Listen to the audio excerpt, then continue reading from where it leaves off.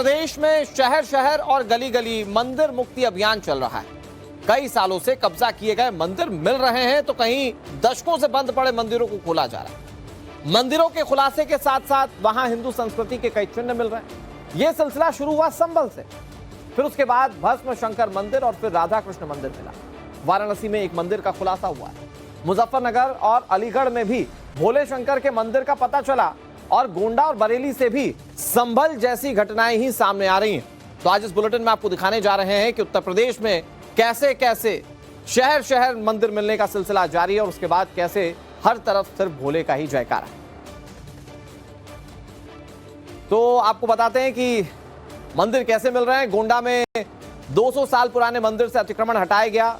बरेली में मंदिर पर कब्जा किया गया था और उससे कब्जा हटा दिया गया है। शिवलिंग और मूर्तियां गायब हैं। उत्तर प्रदेश के संभल में राधा कृष्ण मंदिर मिला। मुजफ्फरनगर में 54 साल पुराना शिवालय बरामद हुआ है। अलीगढ़ में बंद मंदिर में शिवलिंग निकला है। इधर काशी की बात करें तो यहां भी मंदिर बंद था जो कि 40 साल बाद खुला और यहां पर शंखनाद हो पाया। तो आप देखिए कि कैसे अलग अलग शहरों से मंदिर मिलने की घटनाएं जो हैं वो सामने आई। इधर बरेली से भी संभल जैसी घटना सामने आई। यहां गैर हिंदुओं पर मंदिर पर कब्जा करने का आरोप है। मंदिर में रखी प्रतिमाओं को हटा दिया गया है जो जानकारी मिल रही है। मंदिर को बनाने वाले परिवार के वंशजों ने अब मुख्यमंत्री योगी आदित्यनाथ से मदद की गुहार लगाई है। मांग की है कि गंगा महारानी के इस मंदिर को गैर हिंदुओं के चंगुल से मुक्त करवाया जाए। हिंदुओं ने दस्तावेज दिखाते हुए आरोप लगाया कि वाहिद अली जो कि मंदिर में पहले चौकीदार था, उसने और उसके पूरे परिवार ने मंदिर से शिवलिंग और मूर्तियों को हटा दिया। दावा है कि यहां पिछले 40 साल से पूजा हो रही है। यह मंदिर 200 साल पुराना बताया जा रहा है। ये पूरा मामला जो है वो बरेली के किला क्षेत्र कटघर का है।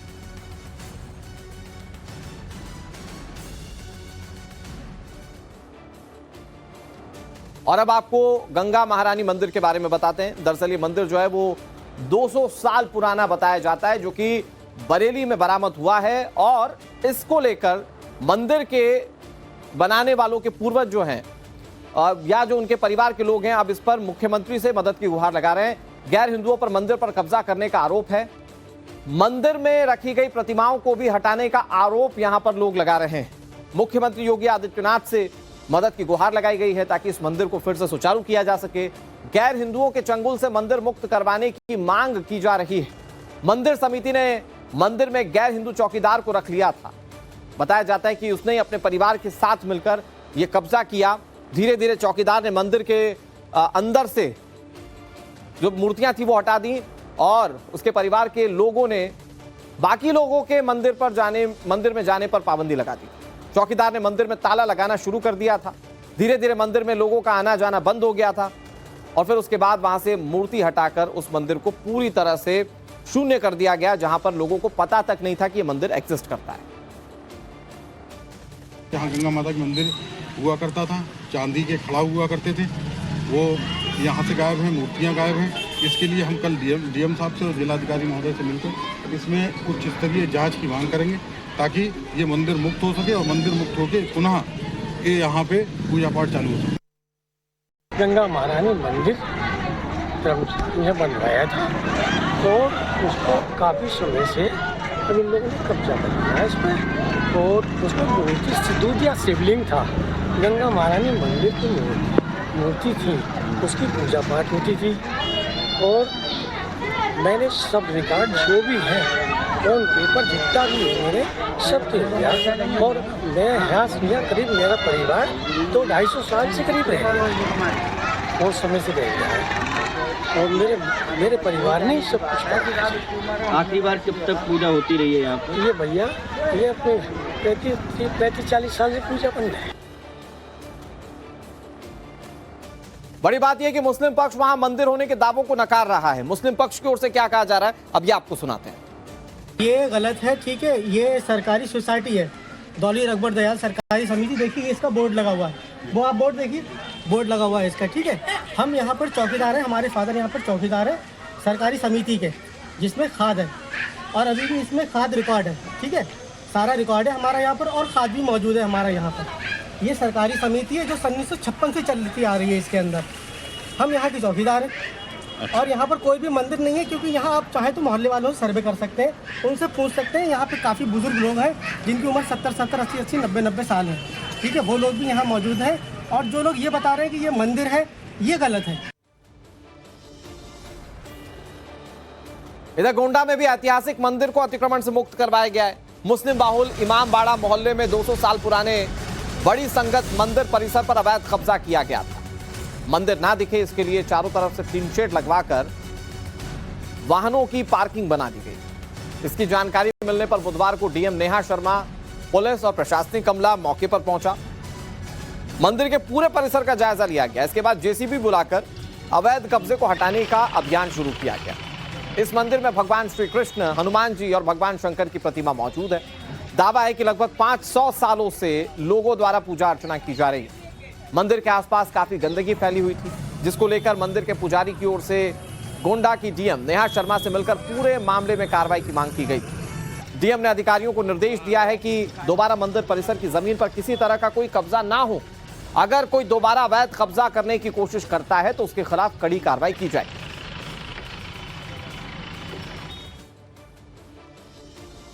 अब आपको बता देंगे पूरा मामला क्या है। अतिक्रमण मुक्त हुआ 200 साल पुराना मंदिर, तो ये मंदिर है क्या, आपको बताते हैं। दरअसल गोंडा में बड़ी संगत मंदिर को अतिक्रमण मुक्त करवाया गया। मुस्लिम बाहुल इमामबाड़ा मोहल्ले में ये मंदिर स्थित है। मंदिर के चारों तरफ ऊंचे ऊंचे टीन शेड लगवा दिए गए थे और ये इसलिए किया गया था ताकि किसी को पता ही ना चले कि यहां मंदिर है। मंदिर के बाहर अवैध पार्किंग शुरू कर दी गई थी। पुजारी ने मामले की शिकायत गोंडा के डीएम से की। डीएम नेहा शर्मा प्रशासनिक अमले के साथ खुद मौके पर पहुंची, जेसीबी मंगवाई गई और फिर मंदिर के बाहर से अवैध कब्जे को हटा दिया गया। तब जाकर पता चला कि यह मंदिर यहां पर एग्जिस्ट करता है और अब यह प्रशासन ने क्लियर कर दिया है कि अब किसी भी तरह का अवैध कब्जा होगा तो उसके खिलाफ कार्रवाई की जाएगी।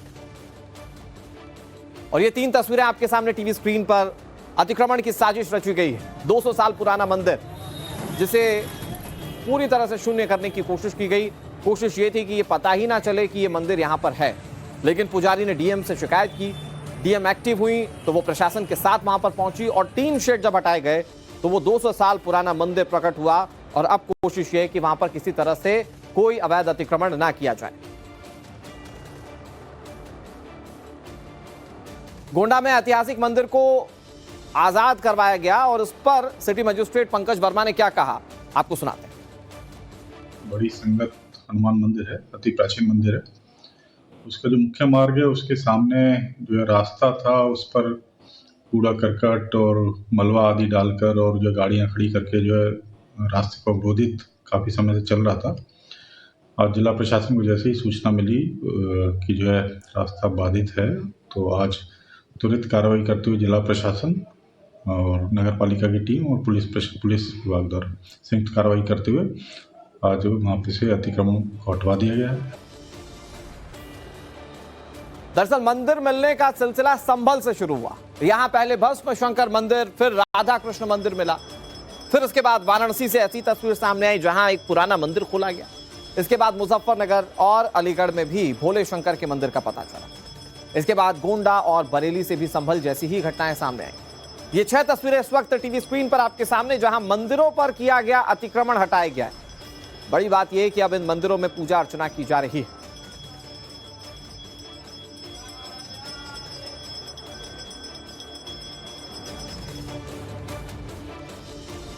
उत्तर प्रदेश के कुशीनगर में भी ऐसी घटना सामने आई, लेकिन यहां मस्जिद निर्माण को लेकर विवाद चल रहा है। आरोप है कि मदनी मस्जिद का निर्माण सरकारी जमीन पर करवा दिया गया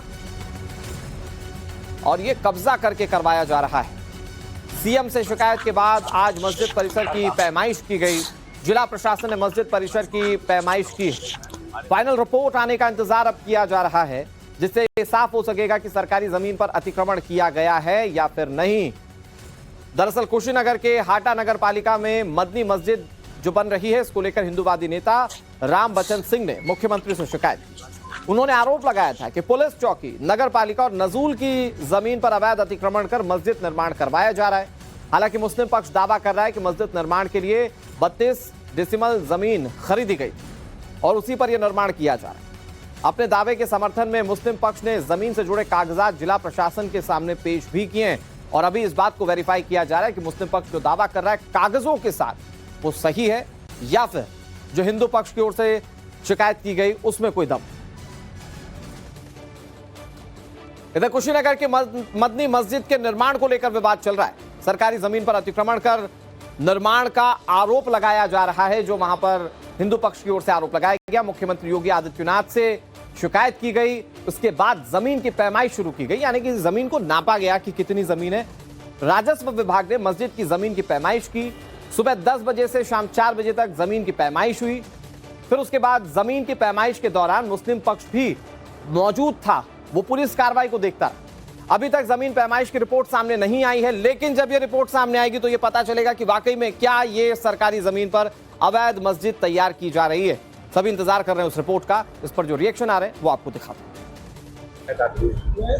मदनी मस्जिद की शिकायत में हम लोग तो 1993-94 से ही लगे हैं। जब से इनका निर्माण काल चालू हुआ तभी से यह अवैध जमीन पर कब्जा करना इनका विचार था। थाने की और तहसील की तथा नगरपालिका की वहाँ जमीनें हैं, नजूल की जमीनें हैं, और उस जमीन पर एक मस्जिद बनाई गई। इनका 23 डिसमिल का लगभग 23 डिसमिल का इसमें लगभग इनका रजिस्ट्री है। बाकी जमीन सब इधर उधर से 19-20 करके ही बनाए हैं।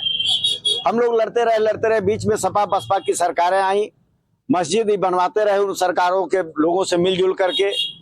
फिर भी एप्लीकेशन हमारा हमेशा चालू रहा। इस समय परम पूज्य महाराज जी के श्री चरणों में आशीर्वाद मिला और इस हिंदू समाज के सम्मान को उठाने के लिए हमने एक एप्लीकेशन कल उनके सामने प्रस्तुत किया, जिस पर ऑर्डर हुआ कि इसको नप्पी किया जाए इसका। और अभी तक पैमाइश की रिपोर्ट सामने नहीं आई है, जिससे ये साफ हो पाए कि वाकई में अवैध कब्जा किया गया है या फिर नहीं किया गया है। लेकिन प्रशासन अपनी ओर से इस पर क्या कह रहा है आपको सुनाते हैं। गवर्नमेंट जो लैंड है उसकी हम लोग पैमाइश कर रहे हैं। गवर्नमेंट लैंड के अभिलेख जो है उनको चेक करना है कि क्या अभिलेख है, कैसे अभिलेख है, उनकी चेकिंग है। सर पैमाइश तो पूरा हो गया होगा, दोपहर से ही पैमाइश चलेगी। अभी विस्तृत जांच की और सर एक बड़ा विषय होता है, तो जब भवन बनता है नक्शा पास होता है, तो क्या अभी तो सरकारी अभिलेख और सरकारी लैंड के विषय हम लोग चेक कर रहे हैं। फर्दर अगर इन्वेस्टिगेशन कोई चीज आती है तो आप सबसे शेयर करेंगे।